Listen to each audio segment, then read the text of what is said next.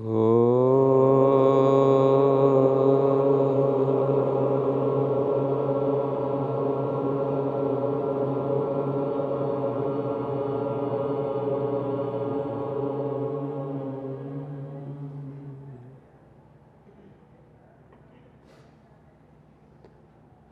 उपनिषद चल रहा है केनोपनिषद, और उसका अंतिम जो खंड था कल हमने अध्ययन किया।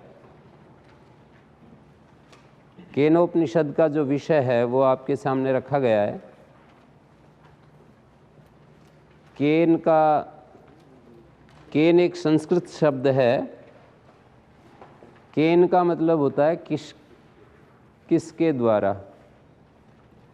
प्रश्न किया जाता है किसके द्वारा ये आँखें देखती हैं, किसके द्वारा ये कान सुनते हैं, किसके द्वारा ये जिह्वा उच्चारण करती है, किसके द्वारा मन अपना काम करता है। एक एक इंद्रिय का एक एक जो काम है वो किसके द्वारा ये सब हो रहा है।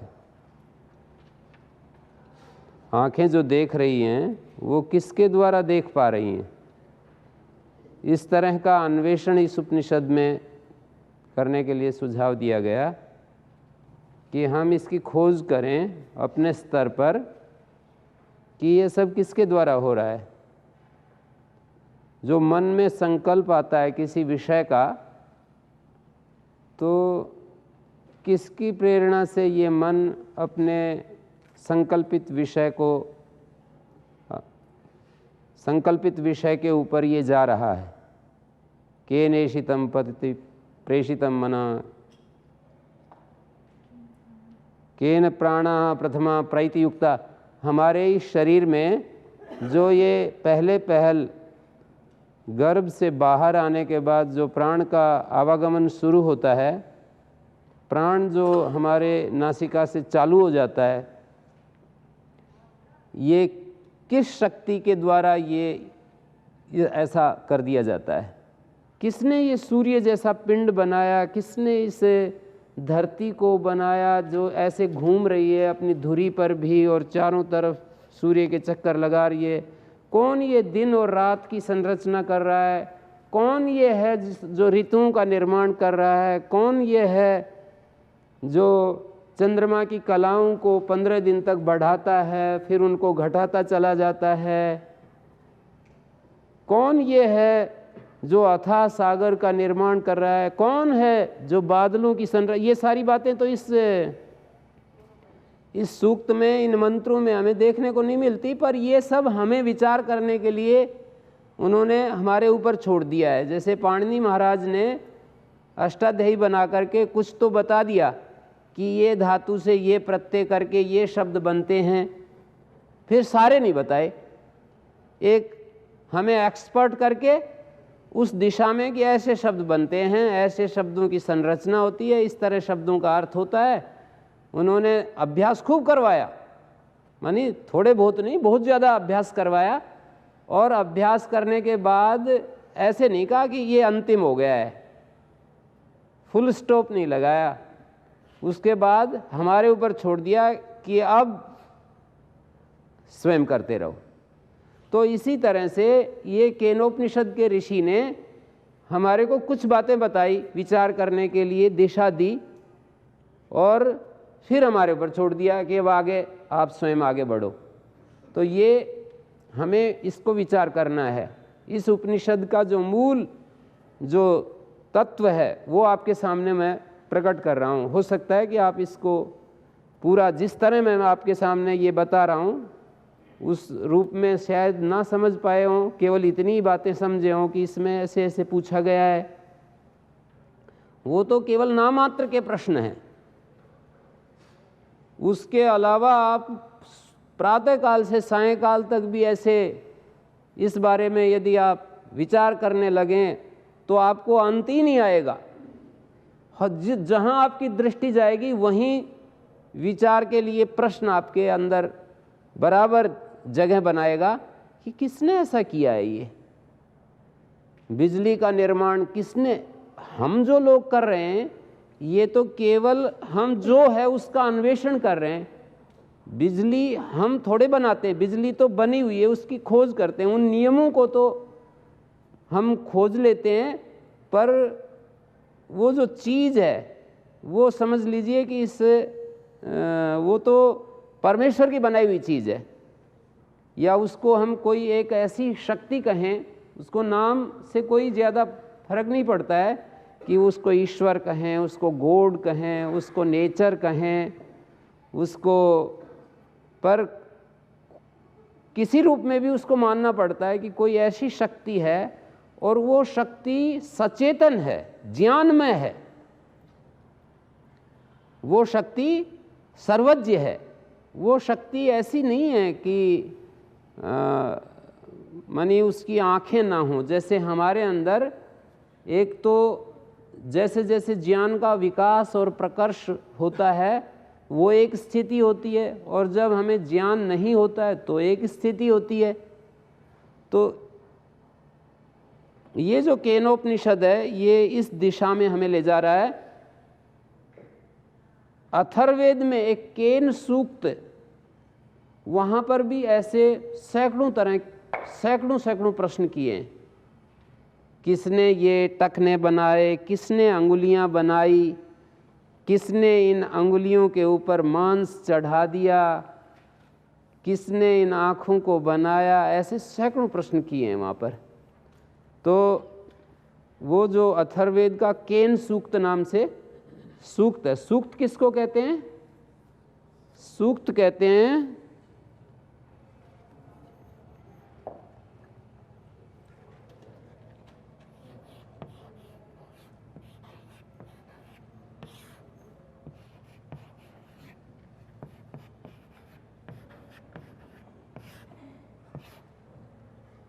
सूक्त का मतलब होता है अच्छी प्रकार से जो कहा गया है।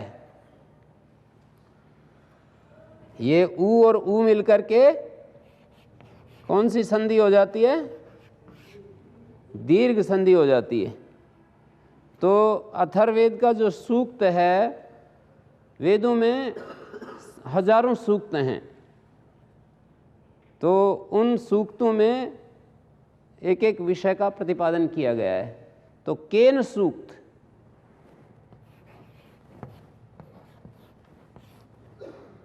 केन सूक्त उस सूक्त का नाम है। केन से उसकी शुरुआत होती है। जैसे केनोपनिषद की शुरुआत भी प्रारंभ केन शब्द से हुआ है, ऐसे उस सूक्त का आरंभ केन शब्द से होता है। और उस सूक्त को भी जब हम पढ़ते हैं तो बिल्कुल यही बातें वहाँ पर आपको देखने को मिलेंगी कि किसने ये किया है, कौन जो है, किसने इस नियम को बना दिया कि कोई चीज़ को हम ऊपर फेंकते हैं तो वो वापस आ जाती है इस धरती पर। किसने ऐसा किया कि ये जो प्रकाश की जो किरणें हैं वो सीधी चलती हैं, ऐसे मतलब ये सैकड़ों तरह के नियम हम देख रहे हैं, किसने ये सब नियम बनाए। तो ये इस दिशा से आप सोचेंगे तो आपको पता लगेगा कि कोई ऐसी एक शक्ति होती है। कौन है जो हमारे कर्मों के अनुसार हमें फल देता है, किसने ये व्यवस्था की है। हम कर्म करते हैं और कर्म के द्वारा हम सुख और दुख नामक फल प्राप्त करते हैं। तो किसने ये व्यवस्था की हुई है कि हम एक ढंग से कर्म करते हैं तो उन कर्मों के परिणाम में हमें सुख मिलता है, दूसरे तरह के कर्म करते हैं तो उसके परिणाम में हमें दुख मिलता है। किसने ये व्यवस्था की है? हम सुख मिलता है, दुख मिलता है, तो कौन सी ऐसी शक्ति है जिसने ये व्यवस्था की हुई है कि हम बच नहीं सकते उस व्यवस्था से। तो ये इस उपनिषद का मूल जो है मैंने आपके सामने, इसको हम एक बार पढ़ते हैं, मेरे पीछे पीछे आप बोलेंगे। ओम केनेशितं पतति प्रेषितं मनः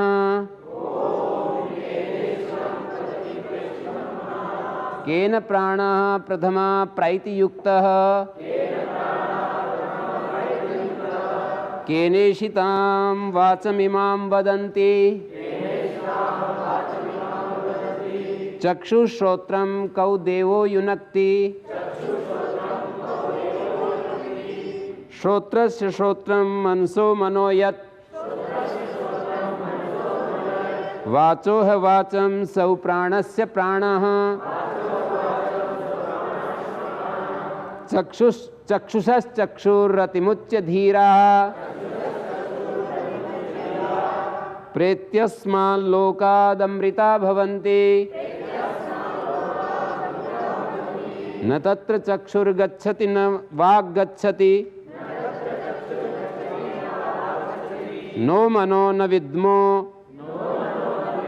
न विजानीमो यथैतदनुशिष्यात् अन्यदेव तद्विदिताद् अथो अविदितादधि इति शुश्रुम पूर्वेषां येनस्तद्विचक्षिरे यद्वाचानभ्युदितं येन वागभ्युद्यते तदेव ब्रह्मत्वं विद्धि नेदं यदिदमुपासते यन्मनुषा न मनुते येनाहुर्मनोमतं तदेव ब्रह्मत्वं विद्धि नेदं यदिदमुपासते यच्चक्षुषा न पश्यति येन चक्षुंसि पश्यति तदेव ब्रह्मत्वं विद्धि नेदं यदिदमुपासते यच्छ्रोत्रेण न शृणोति येन श्रोत्रमिदं श्रुतं तदेव ब्रह्मत्वं विद्धि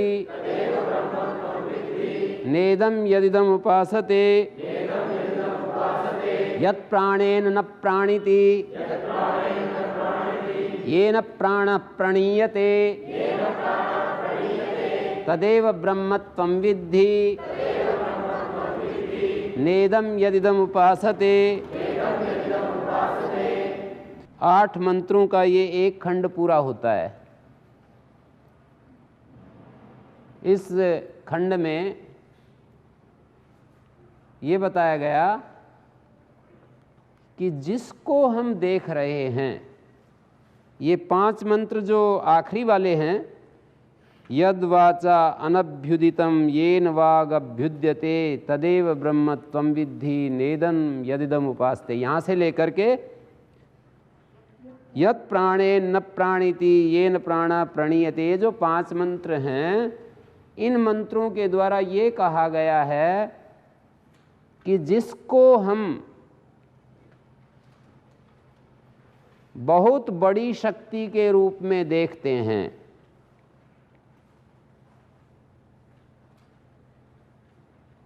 उसको हम ब्रह्म नहीं कहते।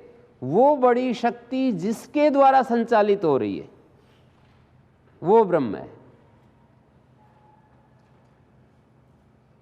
यद वाचा अनभ्युदितम, जो वाणी के द्वारा कहा नहीं गया, अभ्युदित माने कहा गया, और अनभ्युदित येन वाग अभ्युद्यते, जिसके द्वारा ये वाणी अपना काम कर रही है, बोल रही है, बोलने का काम कर रही है, येन वाग अभ्युद्यते, उसको तू ब्रह्म जान। नेदम यदिदम उपासते, वो ब्रह्म नहीं है जिसकी ये जगत उपासना कर रहा है। नेदम यदिदम उपासते, वो ब्रह्म नहीं है संसार के ये सभी लोग जिसकी उपासना कर रहे हैं। ये क्यों कहा गया कि संसार जिसकी उपासना कर रहे हैं वो ब्रह्म नहीं है? हमारा सामान्य जो प्रवाह है वो क्या है? सामान्य जीवन का जो प्रवाह है हमारा क्या है? सामान्य प्रवाह ये है कि खाना पीना, सोना, जागना, संतान पैदा करना, अपने शरीर को सुख देना, सामान्य जीवन का जो क्रम है वो ये है। उसका संकेत किया है कि ये दुनिया जिस प्रवाह में बह रही है और जिन चीज़ों को महत्व दे रही है, इससे आगे थोड़ा सा बढ़ते हैं। जिनके पास खाने पीने के साधन जुट जाते हैं, जिनके पास रहने के लिए मकान हो जाते हैं, पहनने के लिए वस्त्र हो जाते हैं, ये आवश्यकताएं पूरी हो जाती हैं, तो वो थोड़ा सा फिर आगे बढ़ता है। तो वो व्यक्ति फिर अपने वो व्यक्ति फिर यश, कीर्ति, अपनी पहचान बनाना चाहता है अपने आप को, फिर वो और इस तरह के काम करता है कि लोग उसको समझें कि ये भी कुछ है। तो सामान्य जीवन का जो क्रम होता है, प्रवृत्तिरेषा भूतानां निवृत्तिस्तु महाफला। सामान्य जीवन के क्रम में जब आप देखेंगे तो मिलेगा कि जीवन का जो एक सहज प्रवाह है वो ये मिलेगा कि खाना पीना, सोना, जागना, उठना, बैठना और इंद्रिय सुखों में रचपच रहना। तो नेदम यदिदम उपासते, वो ब्रह्म नहीं है जिसकी उपासना करते हैं। इसी तरह से 5 बातें कही। आँखों को पकड़ करके कहा गया, मन को पकड़ करके कहा गया। सबसे पहले वाणी, फिर मन, कि जो मन के द्वारा यन मनसा न मनुते ये नाहुर मनोमतम,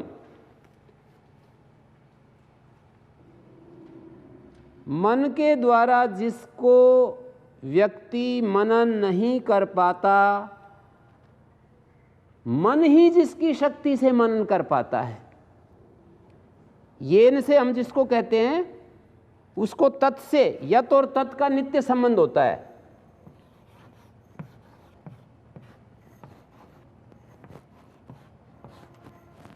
ये एक विशेष एक थियरी है, उसको पकड़ना पड़ेगा शब्दों को अर्थ करने के लिए। यत और तत् का एक नित्य संबंध होता है। जिस चीज को हम यत से कहते हैं उसको तत् बताता है। हिंदी में आप लोग कहते हो जो,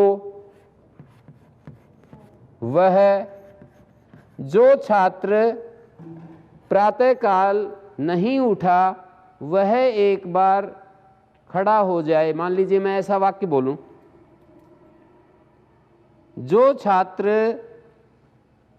जिस छात्र ने 10 रूप याद करके सुना दिए उसको रचनानुवाद कौमुदी दे दी जाए।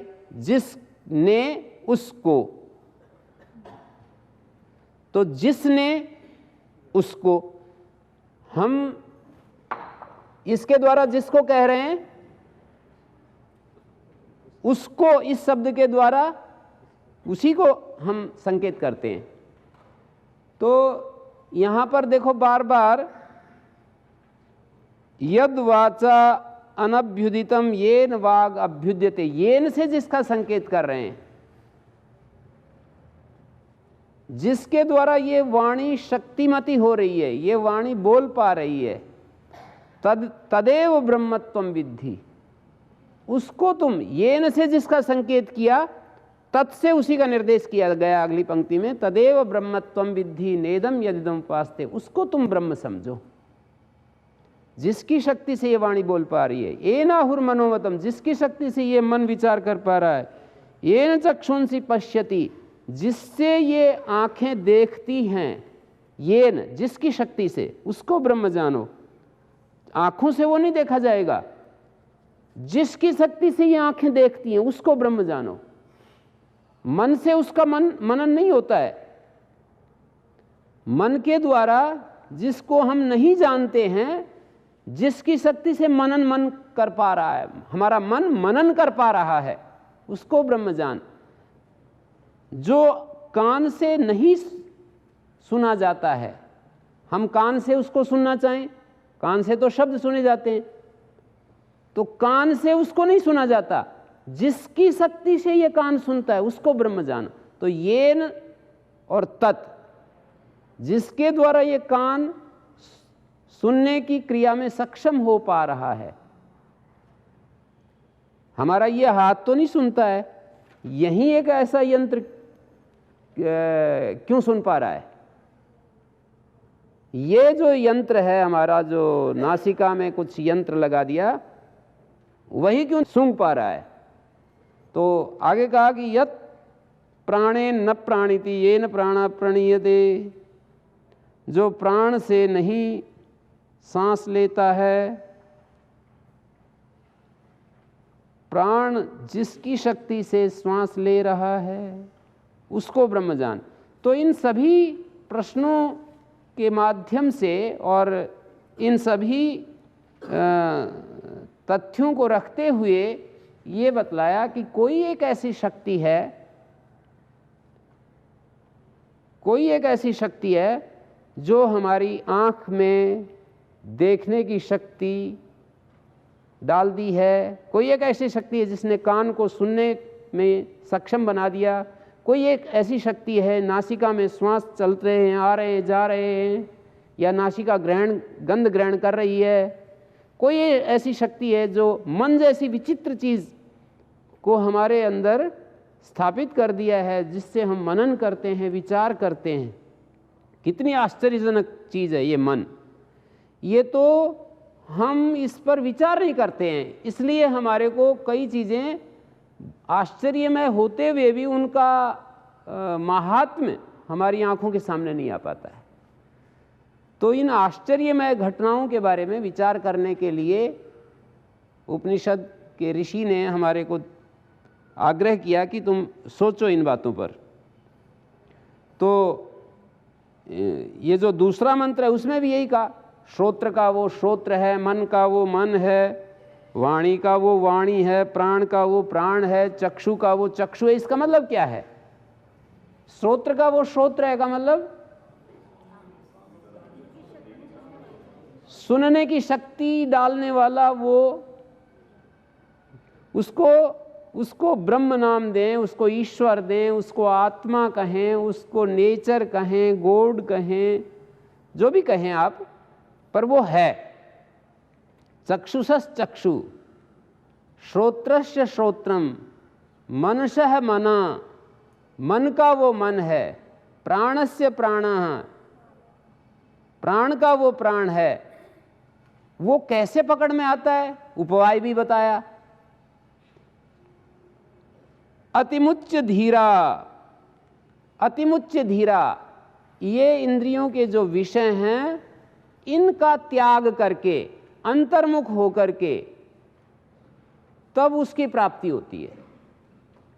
क्या साधन बताया? अतिमुच्च धीरा। अतिमुच्च शब्द महत्वपूर्ण है।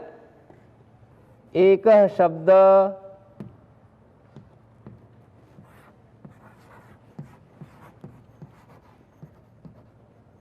सम्यक ज्ञातः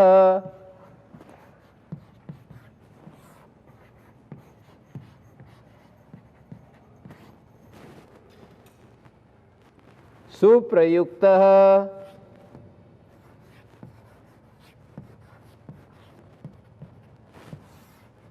स्वर्गे लोके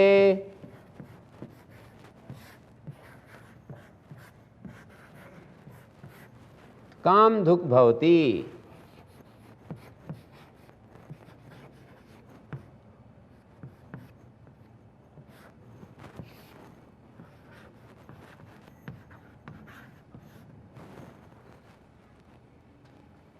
एक शब्द भी सम्यक ज्ञाता है, ठीक से उसको जान लिया जाए, सुप्रयुक्त, ठीक से उसका प्रयोग कर दिया जाए, स्वर्ग लोक में कामधुक् होता है। कामधुक् कहते हैं कामनाओं को पूरा करने वाला। एक शब्द की भी महिमा बहुत ज़्यादा है यदि उस पर हम ध्यान देते हैं तो। मैंने ये वाक्य इसके लिए लिखा कि अतिमुच्च शब्द जो है ना कितना महत्वपूर्ण है उपनिषद में। ये जो श्लोक मैं बोल रहा हूं,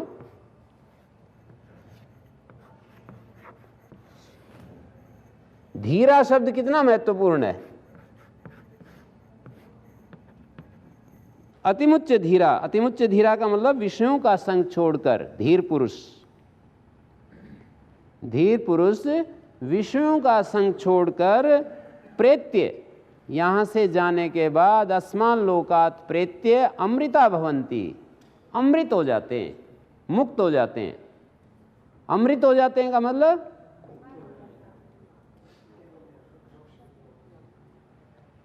मुक्त हो जाते हैं, अमर हो जाते हैं। तो एक तो धीर, धीर पुरुष अतिमुच्च विषयों का संग त्याग कर पाते हैं। सामान्य आदमी जो है वो विषयों का संग नहीं कर छोड़ सकता है, इसके लिए धीर बनना पड़ता है, इसके लिए धीर होना पड़ता है। अतिमुच्च धीरा, आपको कोई अच्छा जो प्रिय शब्द लगता है उसको पकड़ लिया करो, गुनगुनाते रहा करो, चलते फिरते, उठते बैठते। जब उसको आप अपने ध्यान में रखेंगे तो आप देखेंगे कि कैसे वो शब्द आपको सहारा बन रहा है, आलंबन बन रहा है आपका, आपको तरंगित कर देगा, वो आपको तृप्त करता रहेगा। वो जैसे कि आप दूध पीते हैं तो उससे ऊर्जा मिलती है, भोजन करते हैं और आपको शरीर में ऊर्जा प्राप्त होती है। ऐसे एक एक शब्द, जब उसके शब्द के साथ आप जुड़ करके देखेंगे तो आपको पता लगेगा कितनी ऊर्जा मिलती है उससे, कितना उत्साह मिलता है। अतिमुच्च धीराः, धीर पुरुष जो हैं, धीर का मतलब होता है जो ध्यानवान हैं, धीरा ध्यानवंतः। धीर का तात्पर्य है जो ध्यान में मग्न है, जो अवेयरनेस में जीते हैं, जो जिनका जीवन जागृत है अंदर से। जैसे एक तो होता है हमारा जीवन जागृत और एक होता है हमारा जीवन, इसका विपरीत क्या होगा? बेहोश। एक बेहोश होता है, एक जागृत होता है। तो अतिमुच्च धीरा, धीर बनना पड़ता है विषयों का संग त्यागने के लिए। अंदर से जब हम पूरे जागृत होते हैं, सजग होते हैं, सचेत होते हैं पूरे अंदर से, तो वो अवस्था है, धीर शब्द उस अवस्था को बता रहा है। दूसरी जगह वेदों में कहा, यो जागार तम ऋचा कामयन्ते, यो जागार तमु सामानयन्ति, यो जागार तमयम सोम आह तवाहम अस्मि सख्ये न्योकाः। जो जागते हैं उनको ऋचाएं चाहती हैं, जो जागृत होते हैं ऋचाएं उसको चाहती हैं। यो जागार तम ऋचा कामयन्ते, ऋचाएं उसको चाहती हैं, ऋचाएं उसके पास आती हैं। जो जागते हैं ऋचाएं उसके पास आती हैं।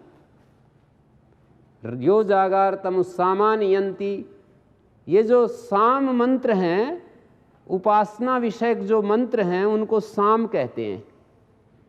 स्तुति करने वाले मंत्रों को ऋचाएं कहते हैं, कर्म करने वाले मंत्रों को यजु कहते हैं, उपासना विषयक मंत्रों को साम कहते हैं। तो जो जागते हैं उसको ये प्राप्त होते हैं, ये जो साम मंत्र हैं। ऋचाएं भी उसको प्राप्त होती हैं, साम मंत्र भी उसको प्राप्त होते हैं। यो जागार तमयम सोम आह, और ये जो सोम प्रभु है, शांति से परिपूर्ण जो प्रभु है, आनंद से भरा हुआ जो प्रभु है, उसको सोम कहा है। ये जागने वाले को ये कहता है, तम अयम सोम आह, जागने वाले को ये सोम कहता है, तवाहम अस्मि सख्ये न्योकाः, मैं तुम्हारी मित्रता में, तुम्हारे घर में रह रहा हूँ, तुम्हारा मित्र बन करके और तुम्हारे घर में साथ साथ रह रहा हूँ। तवाहम अस्मि सख्ये न्योकाः, ओक कहते हैं घर को।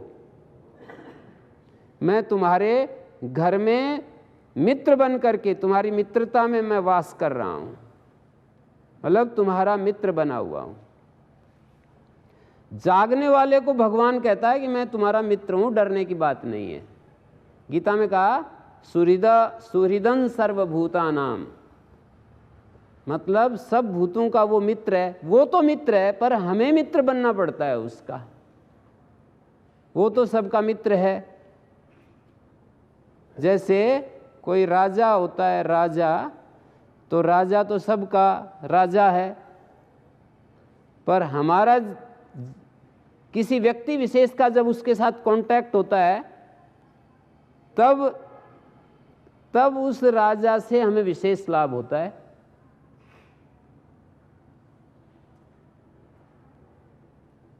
जागने वाले को ही इस दुनिया में सब आगे बढ़ाते हैं। आप ब्रह्मचारियों में से भी जो जागता है उसी को स्वामी जी ज्यादा प्यार करेंगे। बेहोश अपने आप ठिकाने लगता रहेगा, जो बेहोश रहेगा वो अपने आप इधर होता रहेगा, साइड में होता रहेगा, उसको कोई नहीं पूछेगा। जागने वाले को सब पूछते हैं इस दुनिया में। तो इसलिए धीर पुरुष बनकर के यदि आप रहोगे तो ही समाधान मिल पाएगा, ऐसा उपनिषद का ऋषि कहता है। अतिमुच्च धीरा, धीर पुरुष इन विषयों का त्याग करके अस्मान लोकात् प्रेति, इस संसार से गमन करके अमृत हो जाते हैं, अमर हो जाते हैं। ये इस मंत्र में संदेश दिया। कितना अच्छा संदेश है। अतिमुच्च धीरा, ऐसा आप गुनगुनाते रहें, अतिमुच्च धीरा। धीर पुरुष जो होते हैं वो विषयों का संग त्याग करके अमर हो जाते हैं। अतिमुच्च का मतलब होता है त्याग करके, विषयों का संग त्याग करके, और फिर उसको पहचान पाते हैं। किसको? उसको ईश्वर कहें, ब्रह्म कहें, उसको जिस नाम से भी आप पुकारें, उसमें कोई फर्क नहीं पड़ता है। विषयों का संग त्याग करके उसको पहचानते हैं। किसको पहचानते हैं? जो श्रोत्र का श्रोत्र है, जो मन का मन है, जो आँखों का आँख है, जो प्राण का प्राण है, उसको जान पाते हैं। तो दो स्थितियां हैं हमारी, या तो विषयों को जानो, आँख विषयों को देखती है, कान विषय को सुनता है, त्वचा विषय का स्पर्श ग्रहण करती है, स्पर्श को ग्रहण करती है। या तो इन चीज़ों को जानो, या फिर इस त्वचा की भी जो त्वचा है, त्वचा में जिसने स्पर्श करने की शक्ति भर दी, इस श्रोत्र का भी जो श्रोत्र है, इस आँख का भी जो आँख है, कान का भी जो कान है, मन का भी जो मन है, वाणी का भी जो वाणी है, उसके मूल में रहने वाली शक्ति को आप पहचानना छोड़ते हो, तो ये इंद्रियां जो बाहर के विषयों को देख रही हैं, श्रोत्र जो शब्दों को सुन रहा है, त्वचा जो स्पर्श को ग्रहण करने के लिए लालायित है, आँख जो रूप के लिए तड़फ रही है, तो इस सब को त्याग करके और धीर पुरुष होकर के, धीर बन करके हमें अपने अंतर्मुख होना होगा और अपनी इस मूल शक्ति को पहचानना होगा, मूल केंद्र से जुड़ना होगा, ऐसा इस मंत्र में कहा है। तो यहाँ से शुरुआत करके और फिर तीसरे मंत्र में कहा, न तत्र चक्षुर गच्छति न वाग गच्छति, न वहाँ आँख पहुँचती है। ये आँख वहाँ नहीं पहुँचती है जहाँ वो है। जैसे आँख कहाँ कहाँ नहीं पहुँचती, बहुत दूर चीज़ हो तो आँख नहीं पहुँचती है, बहुत समीप हो वहाँ भी आँख नहीं पहुँचती है। जैसे स्वयं आँख अपनी आँख को देख सकती है क्या? सारी दुनिया को देखती है, पर अपनी को नहीं देख सकती है। शीशे में देखे वो एक अलग बात है, और अनुमान कर ले कि मेरी आँख देख रही है, जैसे आपकी आँख मुझे देख रही है, मैं आपको देख रहा हूँ, दोनों अनुमान कर रहे हैं कि भाई एक दूसरे को देख रहे हैं, तो आँख देखने की शक्ति रखती है, वो एक अलग बात है। पर आँख अपने को क्या देख पा रही है? तो अति निकट जो चीज़ होती है उसको भी आँख नहीं देखती, अति दूर हो, अति दूर। सांख्य शास्त्र में 5 चीज़ें बताई हैं और आयुर्वेद के ग्रंथ में भी बताया है ऐसा ही, चरक में, सुश्रुत में भी बताया है कि ये इंद्रियां जो हैं किसको देख पाती हैं, किसको नहीं देख पाती हैं। अति सन्निकर्षाद, अति विप्रकर्षाद, जो बहुत महाभाष्य में भी आई है ये बात कि जो बहुत चीज़ें, व्याकरण महाभाष्य हमारा जो व्याकरण का ग्रंथ है उसमें भी ये बात आई है। तो करीब करीब सभी ग्रंथों में आई कि जो अति निकट चीज़ें होती हैं वो भी आँख का विषय नहीं बनती, अति दूर होती हैं, जैसे बहुत माइक्रोस्कोप से भी जो चीज़ें, हम माइक्रोस्कोप को भी प्रयोग करके अपनी आँख की शक्ति को बढ़ा लेते हैं, पर एक स्थिति में जाकर माइक्रोस्कोप भी फेल हो जाता है, तो फिर वहाँ पर वो आँख उसको नहीं देख सकती। हमारी आँख यहाँ से दिल्ली को नहीं देख पा रही। विमान में भी आप बैठ करके ऊपर से देखेंगे तो दिल्ली दिखाई नहीं देगी। ऊपर से विमान में दिल्ली को यदि देखना चाहें यहाँ से तो दिल्ली दिखाई नहीं देगी। और बहुत ऊंचाई पर जब विमान उड़ता है, लगभग 40,000 फीट की ऊंचाई पर, और फिर नीचे हम देखते हैं तो कुछ दिखाई नहीं देता। तो दूर से हम किसी चीज़ को देखते हैं, दिखाई नहीं देती है। दिल्ली तो है, पर विमान में जब उड़ रहे होते हैं, प्रयोग करके देखा है हमने, दिखाई नहीं देती, कुछ दिखाई नहीं देता, नीचे कुछ भी नहीं दिखाई देता। तो है पर दिखाई नहीं दे रही, चीज दिखाई नहीं दे रही। तो न तत्र चक्षुर गच्छति, चीज तो है पर आंख उसको नहीं देखेगी। बीच में रुकावट आ जाए तो नहीं दिखाई देगा। जैसे इस दीवार से परली तरफ क्या चल रहा है दिखाई नहीं दे रहा, वो होल कहाँ दिखाई दे रहा है हमको, कितना बड़ा होल है, जहाँ अभी शिविर चल रहा था वो कहाँ दिखाई दे रहा है यहाँ से। तो बीच में रुकावट आ जाए तो दिखाई नहीं दे। हमारा मन कहीं दूसरी जगह लग जाए तो भी हमारी ये आँख आदि इंद्रियां नहीं देख पाती। जैसे मन कहीं दूसरी जगह लग गया और आँख, व्याकरण महाभाष्य में एक उदाहरण आता है कि वैयाकरणानाम शाक्टायना रथ मार्गे आसीना सकट सार्थम यान्तम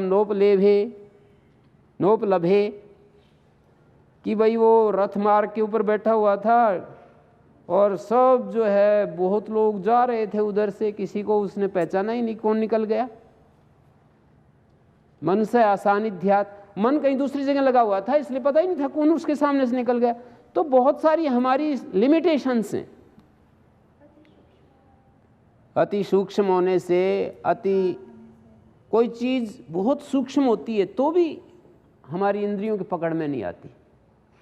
जैसे एटम को हमारी आंख थोड़ी देख सकती है,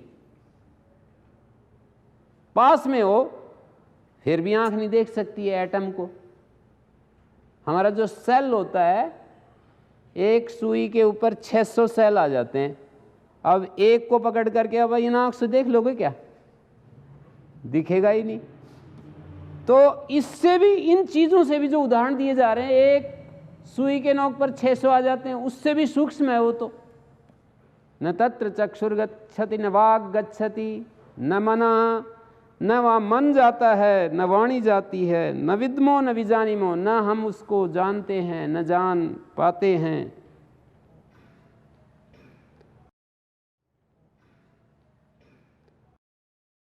उसको हम नहीं जानते।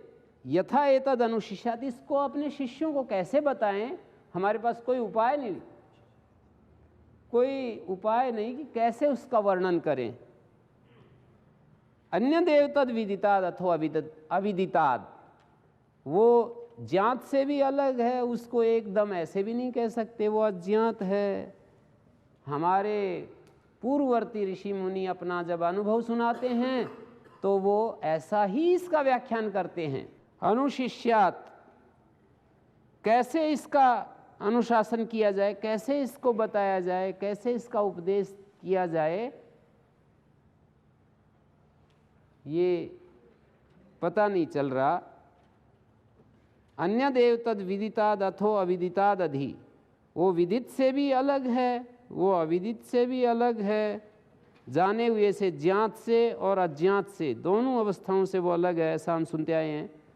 तो उस परम तत्व के बारे में उपनिषद बताती है कि ज्ञात से भी वो अलग है, अज्ञात से भी अलग है, और हमारा मन उसे नहीं जानता है, वाणी भी नहीं जानती है, इंद्रियां भी नहीं जानती हैं, और हम भी नहीं जानते हैं, और विशेष रूप से हम नहीं जानते हैं। तो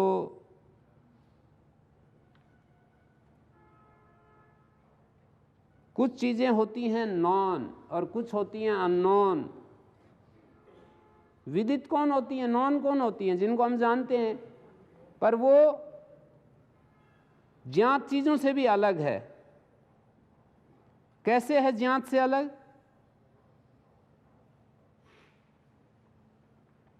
ज्ञात से अलग कैसे है? हम उसे नहीं जानते इसलिए ज्ञात से अलग है। हम इन मकान को जानते हैं, छत को जानते हैं, खंभों को जानते हैं, आप लोग बैठे हुए हो, आपको जानते हैं, पर किसी चीज़ को हम नहीं जानते हैं तो वो ज्ञात से अलग होगी। जो चीज़ हम जानते हैं उनसे वो अलग होगी जिसको हम नहीं जानते हैं। अन्य देव तद विदितात्, जो चीज़ें हम जानते हैं उससे वो अलग है। अलग है का मतलब जो हमारे जानने में आ रही हैं उनसे वो अलग है। एक ऐसी चीज़ है, जैसे मान लीजिए आप लोग यहाँ पर बैठे हैं और एक व्यक्ति ऐसा आ जाए जिसको हम नहीं जानते हैं, तो क्या कहेंगे? यही तो कहेंगे कि भाई जिनको हम जानते हैं उनसे ये अलग है। और दूसरी बात, दूसरी तरफ ये कहा अविदित वो होता है जिसको हम नहीं जानते।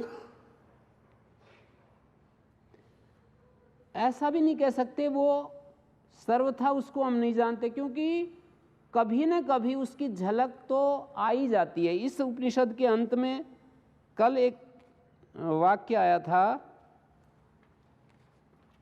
कल मैंने पढ़ाया था एक वाक्य चतुर्थ खंड का, तस्य एषा देशा यदेतद् विद्युतो व्यद्युतद् आ इति न्यमीमिषदा इति अधिदैवतम् अथध्यात्मं यदेतद् गच्छति च मना अनेन चेतत् स्मरति अभीक्षणं संकल्पः। ऐसे दो वाक्य आए थे। मैं आपको ये जो बात कहने जा रहा हूँ थोड़ा ध्यान देने की बात है। वो विदित से भी अन्य है, विदित से भी अन्य है और अविदित से भी अन्य है, इसको समझने की बात है। विदित से अन्य तो इसलिए है कि हम उसको नहीं जानते। जैसे आप 100 ब्रह्मचारिणी यहाँ पर बैठे हैं और कोई एक ऐसा आ जाए जिसको हम नहीं जानते, तो बोलने वाला यही कहेगा कि ये विदित से, ज्ञात से ये अलग है, ये कौन है हम नहीं जानते, इसके बारे में नहीं जानते, ये विदित से अलग है। तो ऐसे ही जिन जिन चीज़ों को हम जानते हैं इस दुनिया में कि ये सूर्य एक द्रव्य है, पदार्थ है, ये पृथ्वी एक पदार्थ है, ये जल है, वायु है, अग्नि है, आकाश है, ये हमारे शरीर हैं, ये वृक्ष हैं, वनस्पति हैं, पहाड़ हैं, पर्वत हैं, नदी हैं, नाले हैं, सब हम एक एक चीज़ को पकड़ करके हम जब देखते हैं तो ये सारी ज्ञात चीज़ें हैं, पर वो इनसे अलग है। अर्थात इन जो चीज़ें, जिन जिन चीज़ों को हम गिन रहे हैं उनसे वो अलग है। इसलिए अन्य देव तद विदितात्, वो विदित से अलग है क्योंकि वो हमारी अभी जानकारी में नहीं आ रहा है। और फिर दूसरी तरफ कहा अन्य देव अविदितात्, वो अविदित से भी अलग है।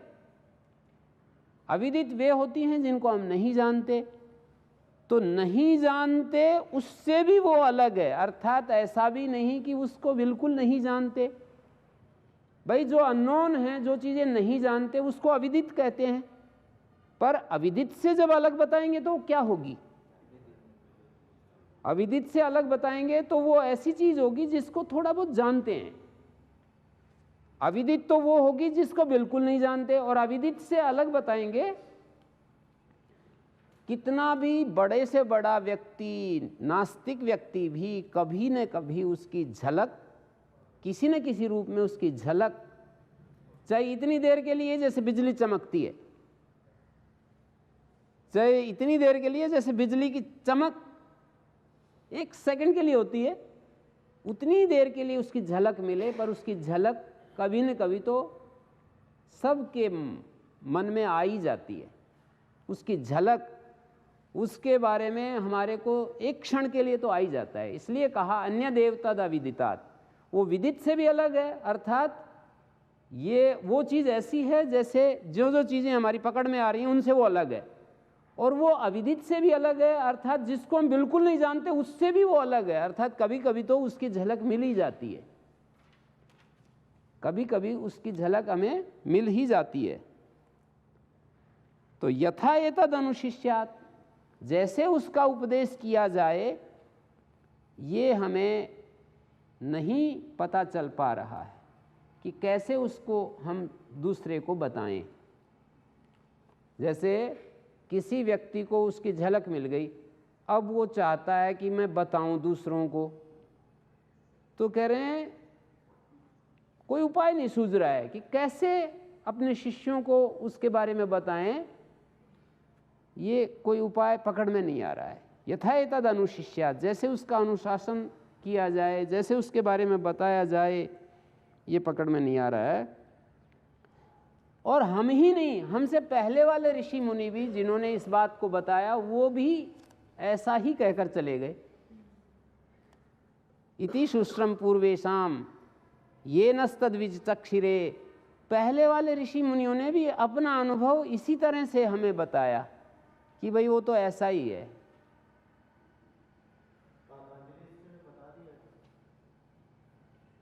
तो आगे यद वाचा अनभ्युदितम येन वाग अभ्युद्यते, ये 5 जो वाक्य हैं, इन 5 वाक्यों के द्वारा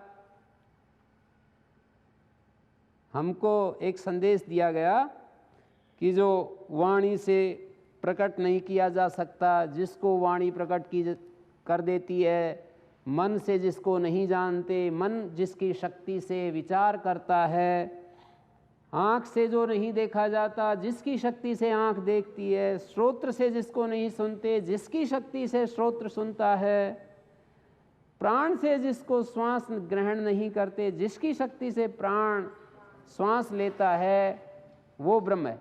तो अब आपको इस विषय में एक दिशा मिली कि भाई हमें विचार करना पड़ेगा इन सब चीज़ों पर, हमें थोड़ा गहराई से ध्यान देना पड़ेगा कि ये जिसको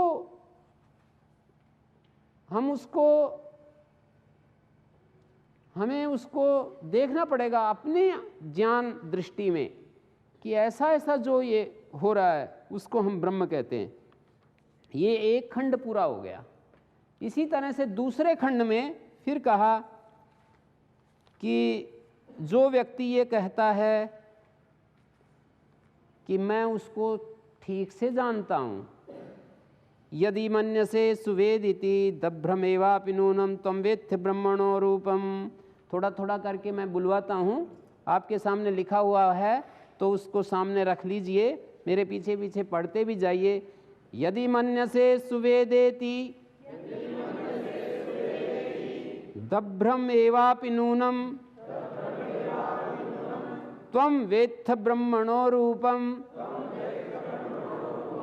यदस्य त्वं यदस्य च देवेषु अथनु मीमांस्यमेव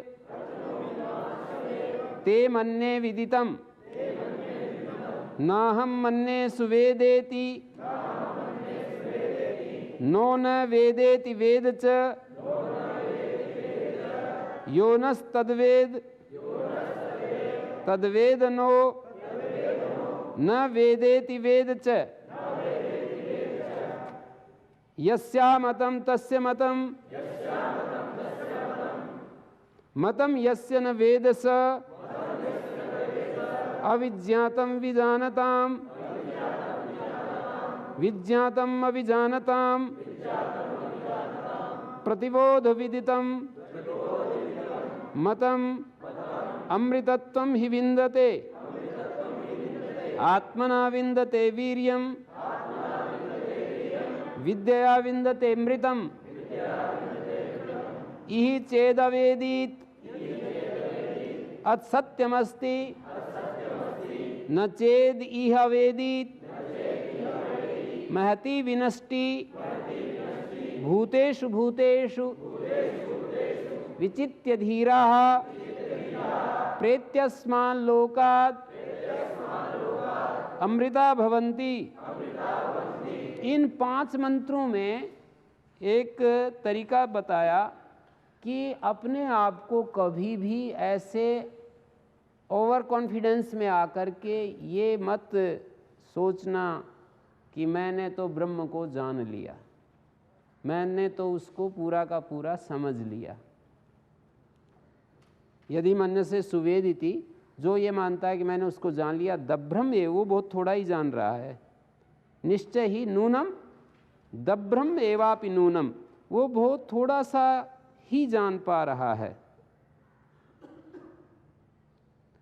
थोड़ा ही जान पा रहा है।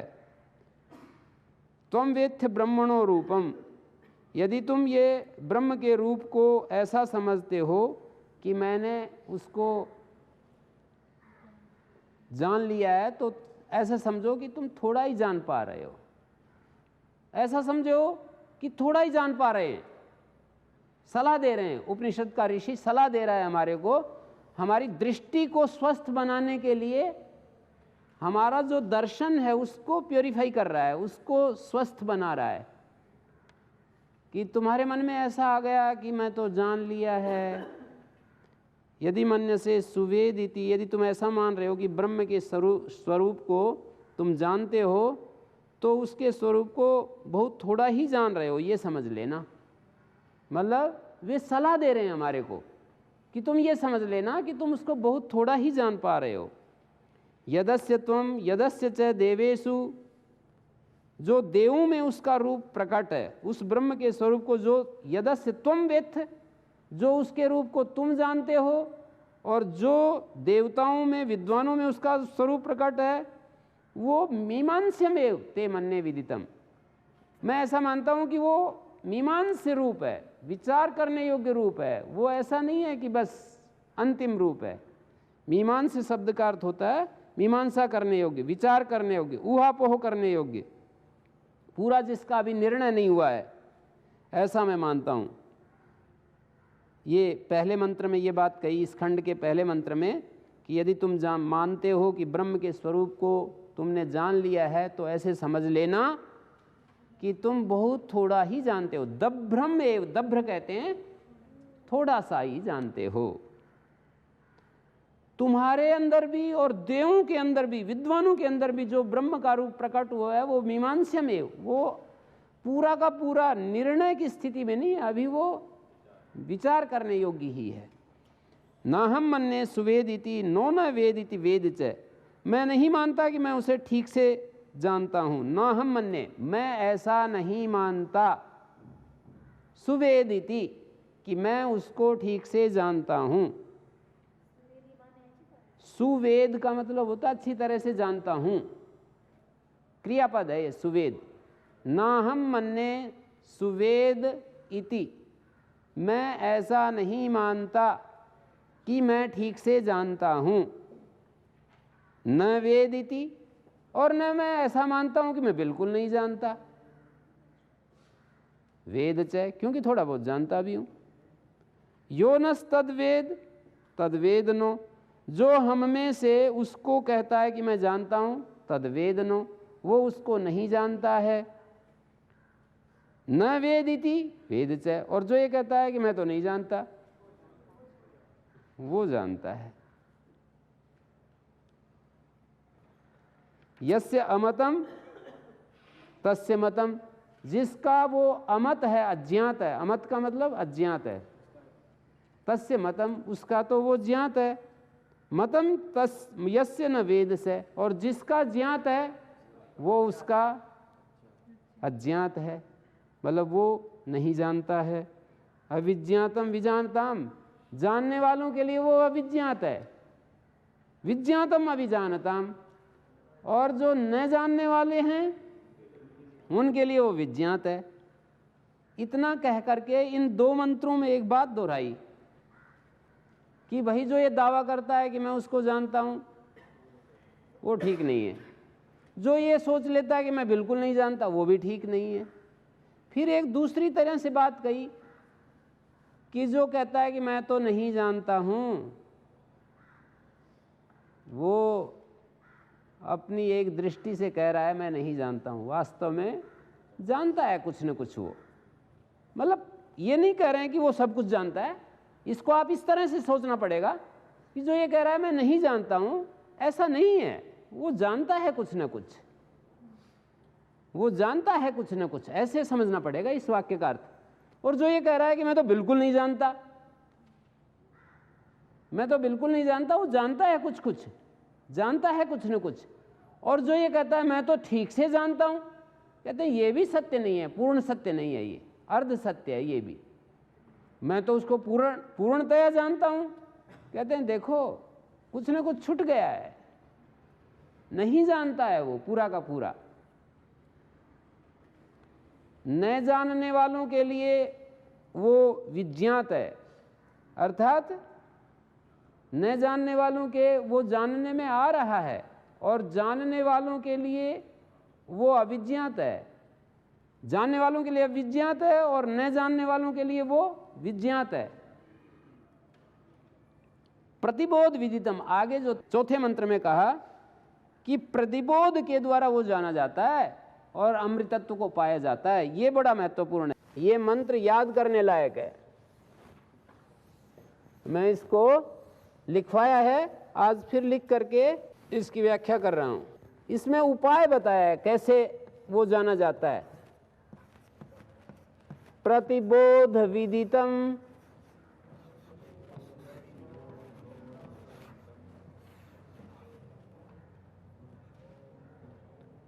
मतम अमृतत्वं हि विन्दते।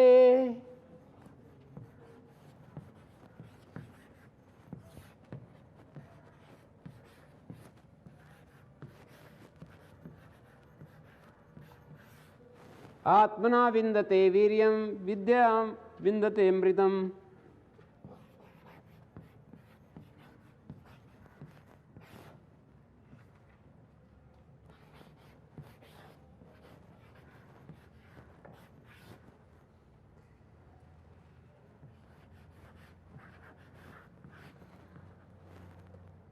देखिए, प्रतिबोध के द्वारा जो विदित है, प्रतिबोध विदितम मतम अमृतत्वम ही विन्दते।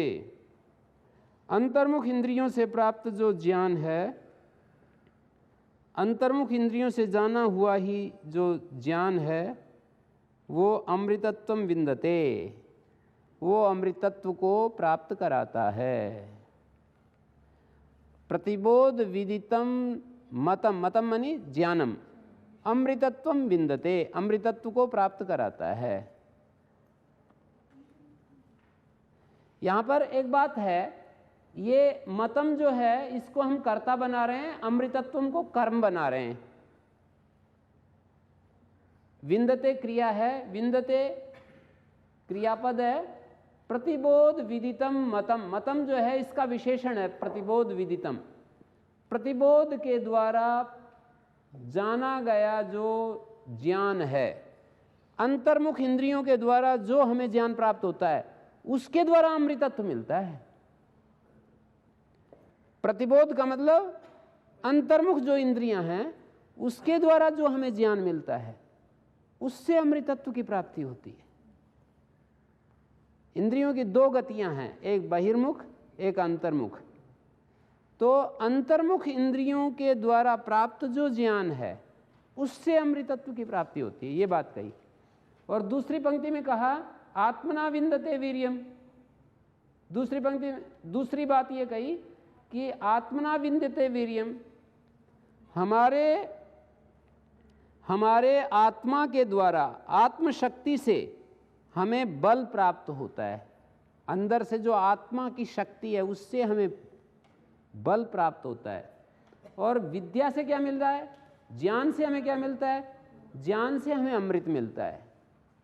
तो 3 बातें हो गई, प्रतिबोध विदितम मतम अमृतत्वम ही विन्दते, एक बात, आत्मना विन्दते वीर्यम दूसरी बात, विद्या विन्दते अमृतम ये तीसरी बात। 3 बात हो गई। प्रतिबोध से जो विदित ज्ञान है, प्रतिबोध से जाना गया जो ज्ञान है, वो हमें अमृतत्व दिलाता है और आत्मा से शक्ति मिलती है। जो व्यक्ति अपनी आत्मा में जाने के लिए जिनको युक्ति प्राप्त हो गई, अपनी आत्मा से जुड़ने की युक्ति प्राप्त हो गई या आत्मनिष्ठ होने की युक्ति मिल गई, अपने स्वरूप में स्थित होने की युक्ति मिल गई, वे बड़े से बड़े संकट में भी कभी घबराते नहीं हैं। समझ रहे हैं क्या कह रहा हूं? जिनको अपने आत्मा में स्थित होने की युक्ति मिल गई, आत्मा से जुड़ने की युक्ति प्राप्त हो गई, वे लोग बड़े से बड़े संकट में भी घबराते नहीं हैं। स्वामी दयानंद सरस्वती ने सत्यार्थ प्रकाश में एक जगह लिखा है कि उपासना का क्या फल है? तो उपासना का फल एक तो ये होता ही है कि भाई जिसकी उपासना करते हैं उसके गुण कर्म स्वभाव हमारे अंदर आते हैं। फिर ये लिखने के बाद एक बड़ी बात लिखते हैं, अपने व्यक्तिगत अनुभव से है वो बात उन्होंने लिखी। वो कहते हैं कि एक विशेष जो लाभ होता है उपासना मानी भक्ति करने का, भगवान से जुड़ने का, आत्मा के साथ जुड़ने का एक विशेष जो लाभ होता है वो ये है कि पर्वत के समान संकट और दिक्कत कष्ट आने पर भी वो व्यक्ति घबराता नहीं है। और फिर एक शब्द लिखा है, क्या ये छोटी बात है? अर्थात बहुत बड़ी बात है कि जीवन में कितने प्रकार के कष्ट आए और फिर भी आदमी उन परिस्थितियों में शांत रहे, घबराए नहीं। तो वही समर्थन कर रहा है ना ये जो टुकड़ा, आत्मना विन्दते वीर्यम, हमारी आत्मा के द्वारा हमें बल मिलता है, शक्ति मिलती है। आत्मा के साथ जुड़ने से बल मिलता है, शक्ति मिलती है। और विद्या से क्या मिलता है? ज्ञान से क्या मिलता है? यथार्थ बोध। विद्या का मतलब होता है यथार्थ बोध। यथार्थ बोध से क्या मिलता है? जो चीज़ जैसी है उसको वैसा ही यदि हम देख सकें। हम उल्टा पुल्टा देखते हैं, पता ही है आप लोगों को। उल्टा पुल्टा का क्या मतलब होता है? जैसे पतंजलि मुनि ने हमारे को बताया, अनित्य चीजों को हम नित्य देखते हैं। उल्टा पुल्टा कितने रूपों में देखते हैं? 8 रूपों में। अनित्य चीजों को नित्य देखते हैं, अपवित्र चीजों को पवित्र देखते हैं, दुख को सुख देखते हैं, अनात्म को आत्मा देखते हैं। अब उल्टा कर दो इसको, नहीं, नित्य को अनित्य देखते हैं, पवित्र को अपवित्र देखते हैं, सुख को दुख देखते हैं, आत्मा को अनात्मा देखते हैं। ये जो विपरीत ज्ञान है इसको अविद्या कहते हैं। और यथार्थ ज्ञान क्या होगा? वो तो अनित्य को अनित्य, अपवित्र को अपवित्र, दुख को दुख, अनात्मा को अनात्मा, और अब 4 और बढ़ा दीजिए, नित्य को नित्य, पवित्र को पवित्र, सुख को सुख और आत्मा को आत्मा। ये जो देखते हैं उसको कहते हैं कि ये इसको विद्या प्राप्त हो गई है, उसको विद्यावान कहते हैं। तो विद्या विन्दते अमृतम, विद्या के द्वारा अमृत मिलता है। इस उपनिषद के इस भाग के द्वारा कहा जो विद्या है इसके द्वारा अमृत मिलता है। स्वामी दयानंद ने आर्य समाज के जो 10 नियम हैं उनमें एक नियम ये भी रखा है उन्होंने कि अविद्या का नाश और विद्या की वृद्धि सदा करते रहना चाहिए, सदा करते रहना चाहिए। रोज हमारे को करते रहना चाहिए ये काम। जैसे झाड़ू रोज लगाते हैं अपने कमरे में, ब्रश रोज करते हैं, कंघी रोज करते हैं, वस्त्र रोज धोते हैं, भोजन जो रोज करते हैं, ऐसे ये काम भी रोजाना करने का। विद्या का नाश और विद्या की वृद्धि। विद्या की वृद्धि का मतलब यथार्थ ज्ञान बढ़ता रहना चाहिए हमारा। यथार्थ दृष्टि जो है हमारी रोज बढ़ती रहे और अविद्या का नाश रोज होता रहे। तो ये बहुत जरूरी काम है हमें अपने जीवन में जो करना है। विद्या विन्दते अमृतम, विद्या के द्वारा अमृत प्राप्त होता है और आत्मा के द्वारा शक्ति प्राप्त होती है। आत्मा के द्वारा शक्ति प्राप्त होती है। और अमृतत्व कैसे मिलता है उसका उपाय बताया। प्रतिबोध विदितम मतम अमृतत्वम विन्दते। प्रतिबोध के द्वारा जो हमें ज्ञान मिलता है वो हमें अमृत दिलाएगा। इंद्रियां विषय के साथ जो जुड़ करके ज्ञान प्राप्त करती हैं उसको बोध कहते हैं। और प्रतिबोध, इंद्रियां उलट करके जब अंतर्मुख होती हैं फिर जो ज्ञान मिलता है उसको, उस ज्ञान से अमृत मिलता है।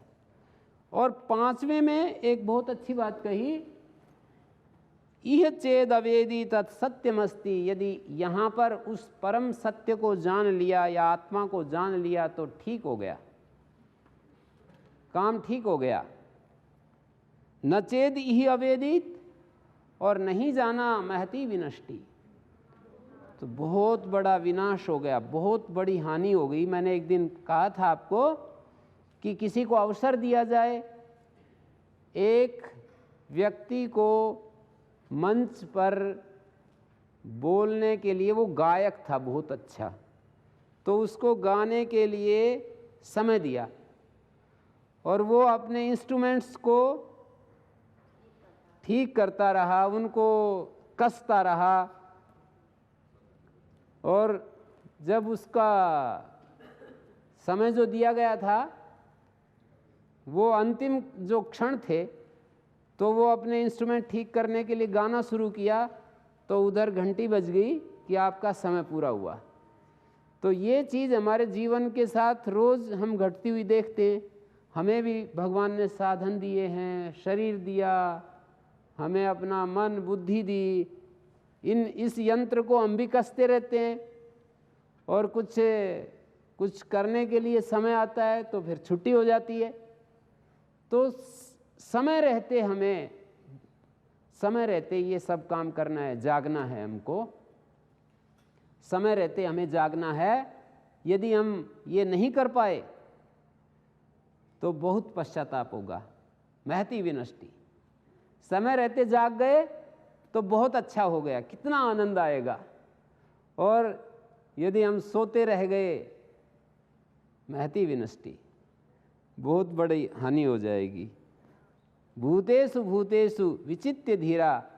एक एक चीज में ये वैसी ही बात है जैसे प्रारंभ में मैंने कहा था ना, कि हर चीज को देखते हैं, जिस चीज को देखते हैं वहीं हमारे अंदर ये प्रश्न उठना चाहिए, जिज्ञासा उठनी चाहिए कि किसने ये किया। भूतेषु भूतेषु विचित्य धीरा। धीर पुरुष एक एक भूत में उसकी खोज करते हैं। विचित्य का मतलब खोज करके, धीरा ध्यानवंतः। धीरा शब्द का मतलब ध्यानवान। ध्यानवान लोग एक एक भूत में उसकी खोज करते हैं और अमर हो जाते हैं। तो ये मंत्र जो है याद करने लायक है। वैसे ये मंत्र जो आप पढ़ रहे हो बड़े सुंदर हैं। यही चेदवेदी तत्सत्यमस्ति, नो चेदियावेदी महती विनष्टि। भूतेषु भूतेषु विचित्य धीरा, प्रेत्यस्माल्लोकादमृता भवन्ति। तो ये कितना सुंदर संदेश दिया गया है इस के द्वारा। और तीसरे खंड में आख्यायिका के द्वारा क्या समझाया? तीसरे खंड में ये बतलाया कि अग्नि वायु इंद्र आदि देवताओं के संसार में धूम मची हुई थी, चारों तरफ इनकी विजय का डंका पिट रहा था। तो इन देवताओं के लिए विजय ब्रह्म ने ही प्राप्त की है, ये समझना चाहिए। ये जो देवताओं की महिमा चारों तरफ हमें सुनाई पड़ रही है, इसके विजय के मूल में जो शक्ति काम कर रही है वो ब्रह्म की शक्ति है। ये इस आख्यायिका के द्वारा समझाया गया है। हमारे ये समझ में आ जाए कि हम जो श्वास ले रहे हैं, हम जो विचार कर रहे हैं, हम जो देख रहे हैं, सुन रहे हैं, खा रहे हैं, काम कर रहे हैं, हम जो कुछ भी कर रहे हैं, हमको किसी ने सहारा दिया हुआ है, इसलिए ये सब हो रहा है। यदि ये समझ में आ जाए तब तो ठीक है। और हम इसको अपनी शक्ति मान लेते हैं कि मैं ये बोल रहा हूं, मैं सुन रहा हूं, मैं ये कर रहा हूं, ये सब हो ही रहा है, सब ऐसा सोचते हैं। तो इस आख्यायिका के द्वारा यही समझाया कि ये ब्रह्म की शक्ति से हम शक्तिमान होकर के जो कुछ भी कर पा रहे हैं। तो ये इन तरह तरह से इन मंत्रों के द्वारा ये कहा कि अग्नि गया और अग्नि जलाने में असमर्थ हो गया, वायु भी असमर्थ हो गया, इंद्र को भेजा तो इंद्र जैसे ही यक्ष के सामने उपस्थित हुआ, उस ब्रह्म शक्ति को, जिसका कि नाम उपनिषद में यक्ष रखा है। यक्ष का मतलब पूजनीय देवता।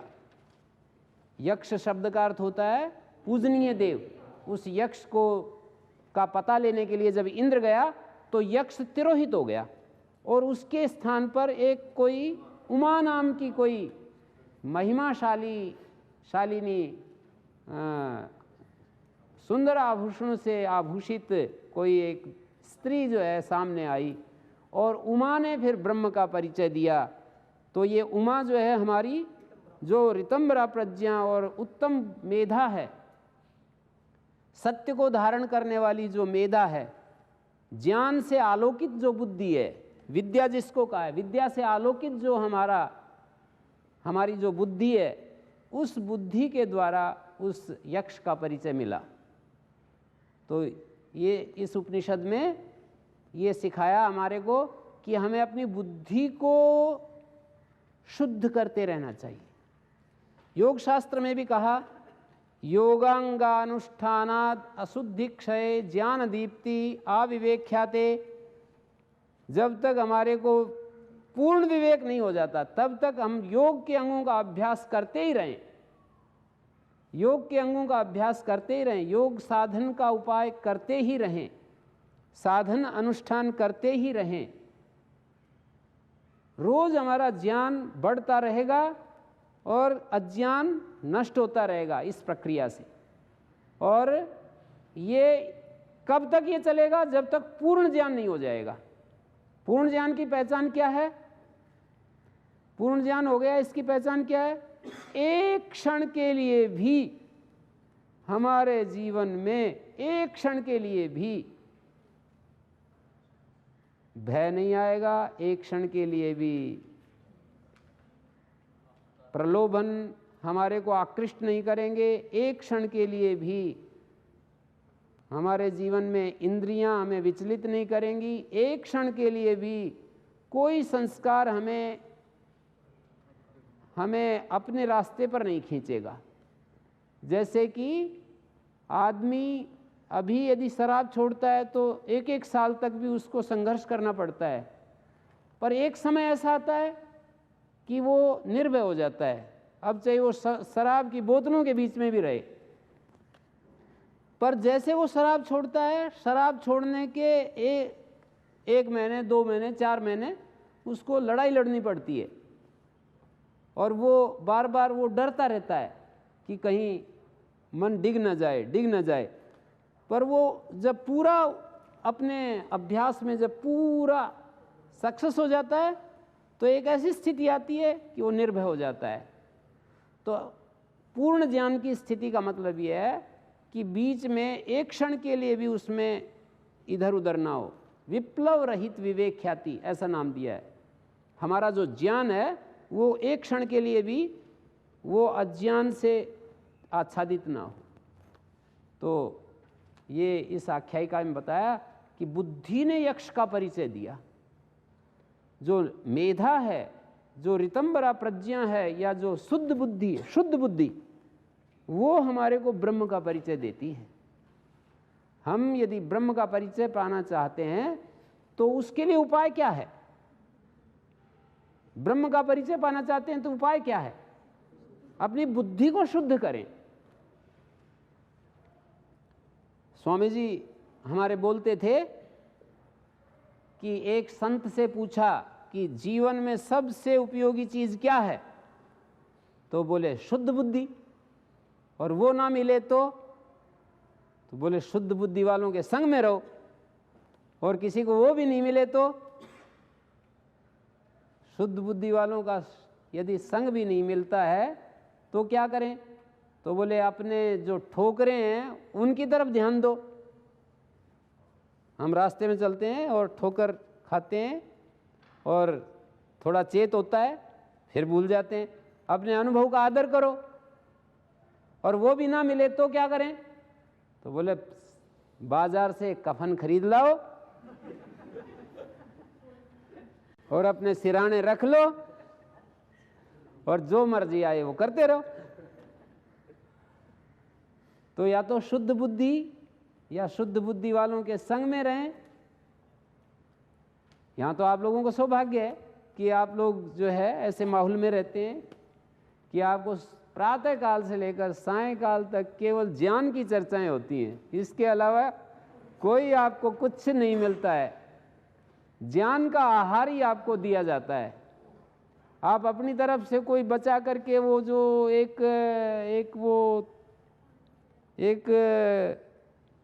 कहानी मैंने सुनी थी, भंवरा जो होता है, भंवरा वो फूलों में रहता है, और एक मल में रहने वाला एक कीड़ा होता है। तो मल में रहने वाला जो कीड़ा था वो भंवरे के साथ जो है ना उसकी थोड़ी दोस्ती हो गई। बोले भाई मेरे को भी ले चलना वहाँ पर, अपने फूलों का जो तू बड़ाई करता रहता है। तो वो उसके साथ चला गया और थोड़ा सा मल का एक थोड़ा सा जो गोला था, टुकड़ा था, वो ले गया अपने साथ छिपा करके, और जाकर कहने लगा हमारे को तो इसमें कहीं वो खुशबू वगैरह कुछ लगी नहीं रही, कुछ पता ही नहीं चल रहा। तो उसने देखा कि ये क्या क्या क्या कह रहा है, ऐसी बात तो नहीं होनी चाहिए। तो उसने छानबीन की, देखा तो वो जो गोली थी वो अपने साथ जो है ले गया था, वो उसको साथ में रखे हुए था। तो कहा भाई ये तो ये गड़बड़ कर रखी है। तो ऐसे ही आप लोग अपना जो माल मसाला वहाँ का था ना, जो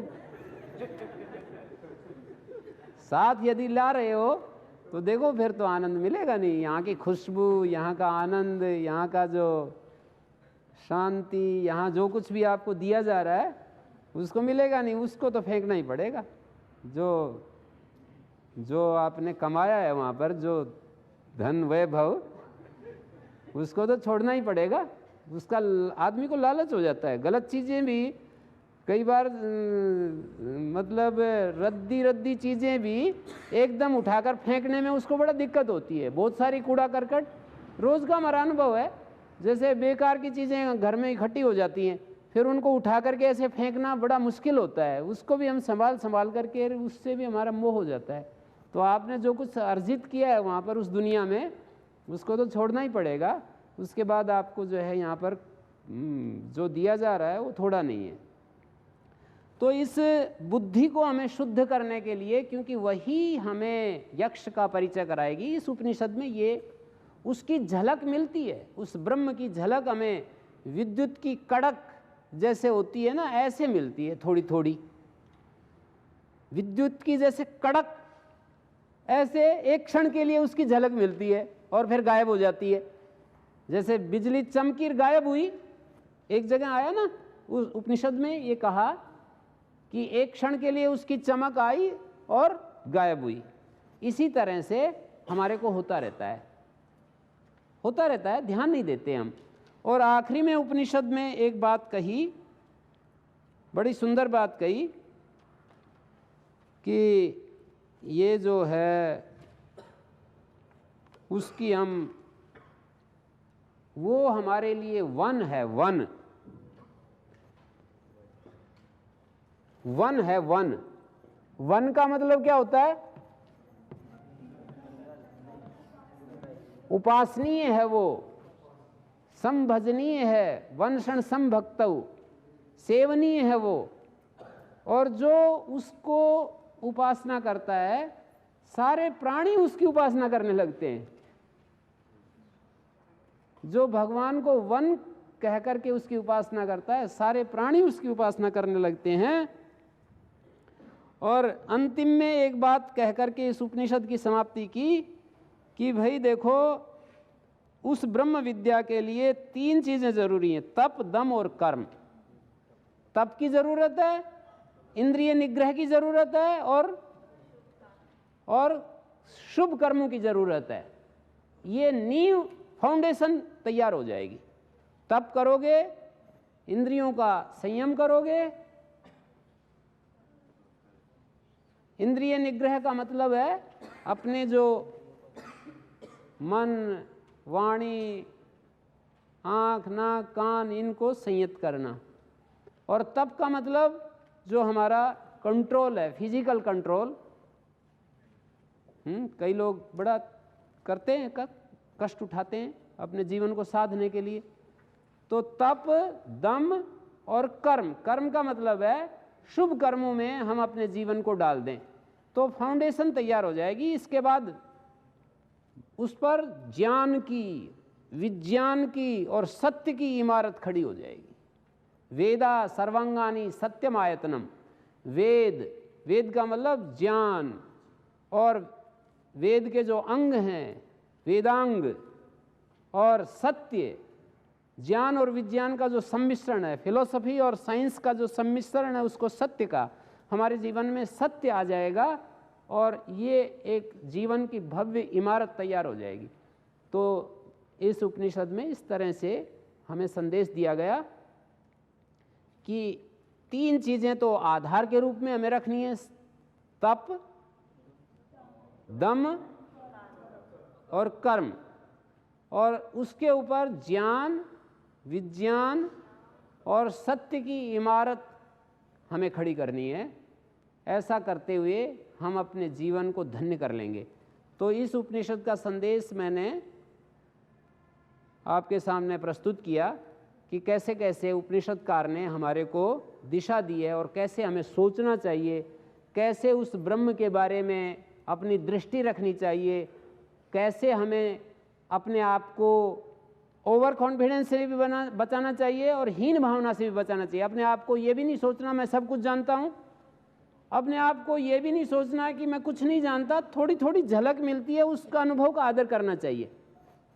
थोड़ी थोड़ी बीच बीच में जो झलक मिलती है, जो अनुभव होता है कि भाई कोई है ज़रूर कुछ न कुछ, जो हमें ऐसा आभास होता है, उस आभास का हमें आदर करना चाहिए। तो ऐसा करेंगे और अपने इंद्रियों को वश में रखेंगे, अपने आप को धीर बन करके, ध्यानवान बन करके यदि हम रख सकेंगे और इंद्रियों का संग छोड़ सकेंगे और भूत भूत में एक एक चीज़ में उसका दर्शन कर सकेंगे, उसको खोज सकेंगे, ये सारी चीज़ें अपनी बुद्धि को शुद्ध कर सकेंगे, तो हमारे जीवन में अमृतत्व आ जाएगा। घुमा घुमा करके एक बात को कई ढंग से प्रस्तुत किया कि ज्ञान से हमें अमृत मिलेगा, आत्मा के साथ जुड़ने से हमारा उत्साह निरंतर बढ़ता रहेगा, हताशा और निराशा नहीं आएगी हमारे जीवन में।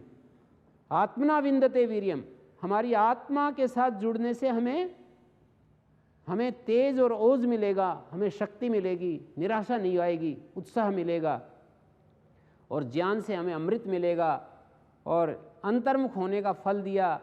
और एक सावधान, जैसे कि महाराष्ट्र में ना वो समर्थ गुरु रामदास के जीवन की घटना आती है कि वो जो है, उसकी माँ ने कहा कि भाई विवाह तो तेरे को करना पड़ेगा। तो जैसे तैसे जो है समर्थ गुरु रामदास तैयार हो गया कि ठीक है। तो जब वो फेरे मतलब वहाँ पढ़ रहे थे पंडित जी वहाँ पर, तो वहाँ की परिपाटी है कि बीच बीच में बोलते हैं, 3 बार बोला जाता है सावधान, ऐसे मतलब कि तुम एक जीवन के एक बड़े महत्वपूर्ण रास्ते में जा रहे हो तो सावधान हो जाओ। तो एक बार सुना उसने, एकदम चौंक गया हो कि ये तो मतलब कुछ बात कह रहे हैं। तो दूसरी बार फिर कहा, पूरा मेरे को उसका याद नहीं है कि 2 बार कहा 3 बार कहा, 3 बार कहा। तो दूसरी बार फिर कहा कि सावधान, तो फिर तैयार हो लिया कि भाई अब तो ये, तीसरी बार तो सावधान कहते ही सावधान ही हो लिया, उठ करके भाग लिया वहां से और वापिस लौट कर ही नहीं आया। तो हमारे को बीच बीच में जो है ऐसी चीज़ें, ऐसे उद्बोधन हमारे को प्राप्त होते हैं, उनको हमें ध्यान देना चाहिए। कुछ सायरन बजते हैं, कुछ आकाशवाणी होती हैं, कुछ हमारे को ऐसी चीज़ें इधर उधर से आती हैं हमारे मन में, हम उसको फेंक देते हैं। कुछ आकाशवाणी बोलते हैं, कैसे ऐसी चीज़ें हमारे मन में आती हैं, कभी दूसरे से नहीं, अपने आप आती हैं, कभी दूसरों के द्वारा भी हमारे को दी जाती हैं, और हमारी अंतः प्रज्ञा जागृत हो जाती है, अंदर का सब कुछ झंकृत हो उठता है। और कभी कभी अपनी ठोकरों का ही हम तिरस्कार करते रहते हैं, अपने अनुभव को ही हम, मतलब जिन चीज़ों से हमें दुख मिला, कष्ट मिला, उसकी तरफ ध्यान नहीं देते और फिर उसी पचड़े में गिर जाते हैं। तो इन सब बातों को हमें ध्यान देना चाहिए। इस उपनिषद का जो संदेश है वो बहुत ही उत्तम है। छोटी है, देखने में छोटी उपनिषद है, पर बहुत सुंदर दिशा दी गई है कि किस तरह हम अपने जीवन को देखें और आगे बढ़ाएं। ओ